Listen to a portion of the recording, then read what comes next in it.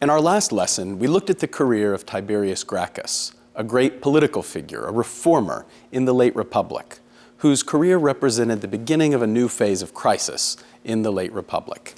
Tiberius Gracchus perceived the profound social and economic foundations of the political crisis that threatened the stability of the Republic, and his efforts at land reform, which would have limited the upper end of land ownership on certain important categories of property, instigated a coup against him and ended up in his assassination. Blood was spilled in the streets of Rome, and it marked the beginning of a new phase of violence, when violence was a possible recourse for political action within the internal political struggles of Rome. The career of Tiberius can be seen as fundamental for two different reasons. One is because the political tensions that his reform plan caused represented a deep division within the Republic. One of the fundamental tenets of republicanism, of the idea of a res publica, of a public thing, a commonwealth, is the ability of society as a whole to share a common interest. And when there are differences within the society, especially divisions of wealth between the extremely wealthy and the extremely poor, to the extent that different elements of society don't share a common interest, it breaks down the consensus politics that republicanism requires. The second reason why Tiberius's career was such an ominous beginning for a new part of Roman history is because he was an innovator. The Roman constitution was an unwritten constitution. And this is fundamentally different from our conception of constitutionalism today, because especially if you're an American, you're accustomed to the idea of a constitution being a document. You can go see the US Constitution in the National Archives. You can look it up on Google. It's a text that we can look at and refer to as the highest kind of law of the land. And when we think of constitutional law as this higher level, this higher order of lawmaking, rules for making rules, as we said in an earlier lesson, we think of that in terms of a specific concrete text. But it's not the case in the context of the Roman Republic. There is no written constitution. The constitution is the order of society. It's the order of political life. And in the Roman case, it's unwritten, a body of powers, traditions, and rituals that have authority, that have legitimacy within this society.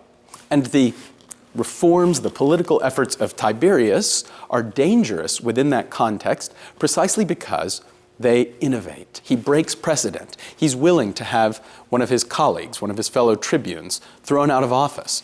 He runs for re-election. He's willing to break new ground. And within an unwritten constitution, unprecedented acts are themselves a sort of dangerous precedent. They lead to even larger political innovations. And the death of Tiberius was a traumatic event. It rattled Roman society, and his supporters were distraught and infuriated at those who had carried out the coup, and those who had killed him hardened in their positions. They believed that they had killed a man with kingly ambitions who was intent on destroying the Republic itself. The Republic was born in an act of violence, Brutus' overthrow of the last king, Tarquin, and his oath never to live under a monarchy again. And the assassins of Tiberius Gracchus believed that they acted in that tradition, that their violence was legitimate, that it protected the state against a would-be tyrant.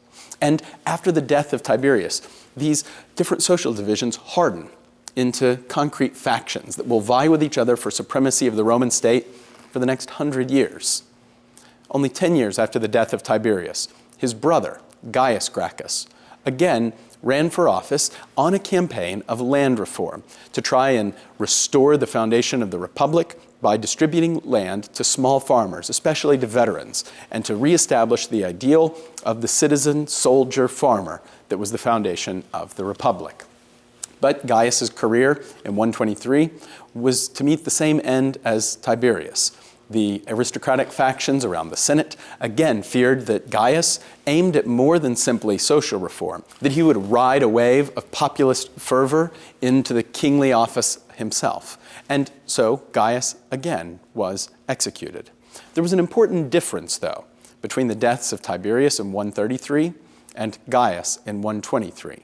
And the fundamental difference was that Tiberius was killed in an act of open mob violence that was completely unsanctioned by law.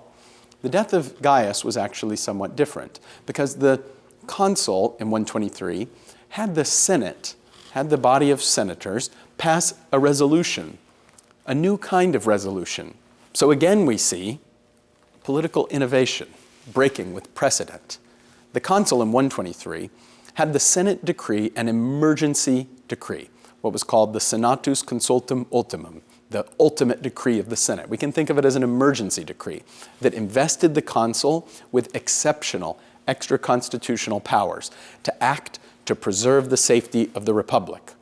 And in 123, Gaius Gracchus was killed under the legal authority of this senatorial resolution, such as it was. And this, again, represented a new way of innovating, but a way of bringing violence into the heart of Roman politics. After the death of Gaius in 123, the two factions in Roman politics, the senatorial faction, the optimates, and the common faction, the populares, would vie for supremacy of state. Over the next decade, Rome would be racked by political tension and violence, even civil war. Civil wars that would carry across Italy, civil wars that would spill over into slave revolts, like the revolt of Spartacus, civil wars that would result in dictatorships and refoundings of the Roman political order. But through it all, the idea of the Republic managed to survive.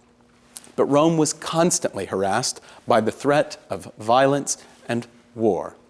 And it was in that context of uneasy peace in 64 that a political campaign between a radical populist named Catiline and a more moderate conservative faction who put forward a candidate named Cicero once again brought to bear these profound tensions within the social and economic order between those with great wealth and those who lacked land, would bring it again into the heart of Roman politics and threaten to tear apart the very fabric of the Roman state.